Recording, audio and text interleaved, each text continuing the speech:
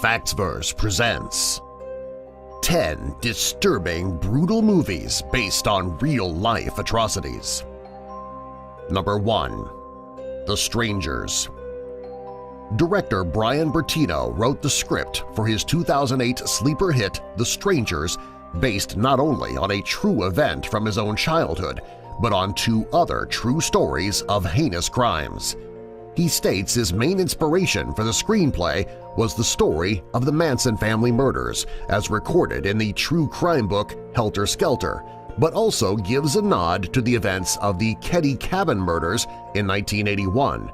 The Strangers is a truly disturbing home invasion story not for the squeamish or faint of heart. What unfolds in the story is a psychological night of terror that pits a young couple against 3 masked strangers who invade their remote getaway. Gore and mayhem ensues. Mixed reviews of the film were given by critics. Number 2. Hostel. Hostel was written and directed by Eli Roth. This 2005 horror film had Quentin Tarantino as one of its executive producers and is the first installment of the Hostel trilogy series. The film portrays the story of 2 college students backpacking through Europe who are lured to a Slovakian hostel where they find themselves trapped in a sinister situation while drawn into a deadly game by a mysterious group that kidnaps, then tortures and kills victims. Dealing with the sickest, darkest recesses of human nature, the film features plenty of gore and guts. Unbelievably, Roth's Hostel started out as a documentary about an underground, extreme thrill-seeking practice involving paid murder, but he changed his mind as he began to fear retribution by the ringleaders of the business. Hostel is considered the popular zenith of torture porn. Number 3. Zodiac. The 2007 thriller Zodiac by director David Fincher is based on Robert Graysmith's nonfiction novel of the same title. Zodiac tells the story of one of California's most infamous unsolved crime waves. It occurred during the late 1960s and early 1970s and involved the self-named Zodiac serial killer who murdered several people and was responsible for a massive manhunt during which he taunted the police with ciphers sent to the press, letters to the police, and blood-tainted clothing from his victims. Fincher and screenplay writer James Vanderbilt, as well as their producer, spent more than a year on their own investigation and thoroughly researched the real Zodiac murders. Fincher was drawn to the story because he grew up in Marin County during the Zodiac's reign of terror and considered him to be the ultimate boogeyman. He also wanted to clearly present facts and not fiction, as the story has assumed mythical proportions through the decades since because of its unfinished nature. Fincher balances the violent, the disturbing, and the hilarious while building the sense of dread that permeated the lives of normal people during that time. The ending leaves audiences unsettled. Number 4. Boys Don't Cry. Kimberly Pierce's 1999 romantic drama Boys Don't Cry was written by Pierce and Andy Bean and tells the story of a transgender man who adopts the male identity of Brandon Tina while trying to find himself and discover love in a small Nebraska town. In the end, he falls victim to a transphobia and a brutal crime committed by 2 male acquaintances. Hailed as a tragic vision of fear and prejudice in small-town America, the film won multiple award nominations, and Hilary Swank, who portrayed Brandon, won the 2000 Academy Award for Best Actress. Some people who knew Brandon criticized the film for inaccurate portrayals of certain events. Yet prior to filming, Pierce interviewed the people closely involved in Brandon's rape and murder case and immersed herself in the trial transcripts and other available information about his murder. Much factual information from this study was incorporated into this moving yet terrifying film. Number 5. Bully. A disturbing psychological study of bullying, director Larry Clark's film Bully shares the true story of a high school bully who was eventually murdered by the very kids he bullied. It is also an honest case study of the bullies and of group mentality, as well as the complex, dark portrayal of the confused emotional state of teenagers. This psychological crime drama is based on the 1993 murder of Bobby Kent in South Florida by the Broward County Seven, as the teens came to be called. The screenplay was adapted from the nonfiction book Bully, a true story of high school revenge by Jim Shoots. Critics praised the movie's straightforward, disturbing handling of youth murder and crime, but gave it mixed reviews. Roger Ebert was a notable admirer, however, stating that the movie was all the sadness and shabbiness, all the mess and cruelty and thoughtless stupidity of the true crime of which it is based. Number 6. 12 Years a Slave. A disturbing visual record of the horrors of the slave trade, 12 Years a Slave boldly pulls no punches in presenting the brutality of slavery. This 2013 period drama film is an adaptation of Solomon Northup's 12 Years a Slave, his memoir. Northup was a free-born New York man of color who was kidnapped in 1841 in Washington, D.C. and sold into slavery. He was transported to work on plantations in Louisiana for the next 12 years before his eventual release. Director Stephen McQueen was stunned when he originally read Northup's memoir and made it his passion to turn this first-hand account of slavery into a film.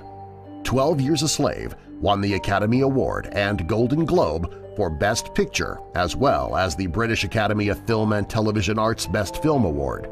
The scholarly edition of the memoir published in the 1960s was validated and concluded by experts to be an accurate record of actual events. Number 7. Wolf Creek. Inspired by the actual killings of backpackers in the 1990s in Australia, Wolf Creek is a bloodletting exploitation film with plenty of knives a-slicing.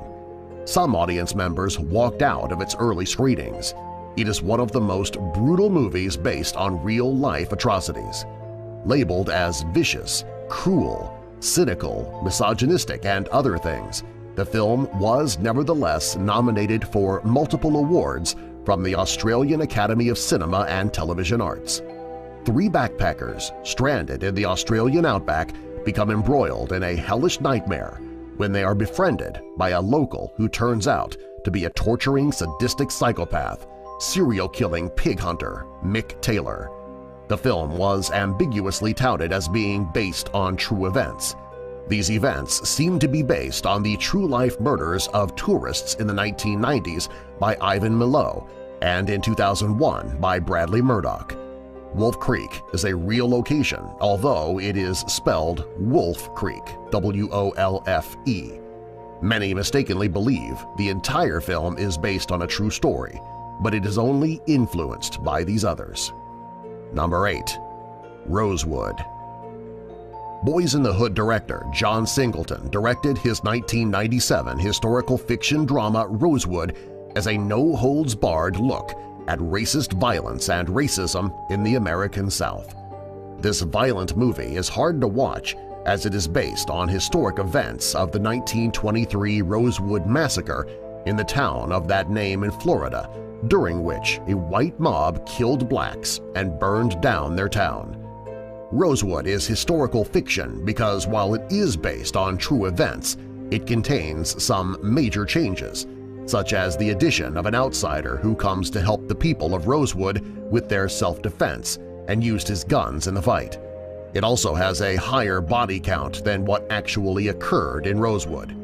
The film is rated R for its assaults, violence, and sexual assault scenes as well as profuse use of curses and racial slurs. While favorably received by many critics, it wasn't a commercial success. The long-suppressed story of the real Rosewood was revealed in the late 20th century when survivors won a claim against the state of Florida for not protecting them. Historically, that was the first time victims of racial violence were compensated by any state government in the United States. Other story changes involved making composites of several actual historical figures and the film offering the potential for a happy ending. E.R. Shipp of the New York Times wrote the film assumes a lot and makes up a lot more. He felt the creation of an outside helper was condescending to the town's actual survivors. Number 9. Whistleblower. The 2010 biographical crime drama The Whistleblower is based on the true story of a police officer recruited to be a UN peacekeeper in post-war Bosnia and Herzegovina who became embroiled in a nightmare of a different kind from post-war concerns. In real life, Catherine Bolkovac of Nebraska was recruited by the United Nations as a peacekeeper for DynCorp International and discovered a sex trafficking operation the corporation backs while the UN turns a blind eye. After being fired for trying to shut it down, she told her story to the BBC and won a wrongful termination lawsuit against the company. Director Larissa Kondracki co-wrote the screenplay of this fictionalized dramatic version based on Bolkovac's experiences and not her written memoir. In the film, the two young women who are trafficked into Bosnia are composites of all the girls forced to work in the country's brothels. A pseudonym was used for DynCorp. Details of the bureaucracy were left out, but the inhumane treatment of the young women was bluntly and graphically displayed, most notably by a scene of a rape with a lead pipe. The movie received mixed reviews, with some critics calling the violence exploitative. Number 10. Compliance. Though it contains very little violence, 2012's Compliance is one of the most disturbing films to be produced in the last few years. The action takes place almost completely in a fast food restaurant and is closely based on a true story. A strip search prank call scam in a Kentucky McDonald's that manipulated people through the study of the nature of suggestion, power, gender relations, and subservience. The psychologically disturbing nature of the film makes it very difficult to sit through and watch.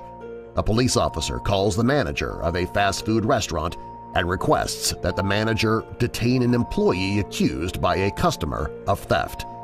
The officer also requires her to perform unlawful and intrusive procedures on her, involving sexual acts. The film premiered at the 2012 Sundance Film Festival, and the audience response included some walkouts. Subscribe for more.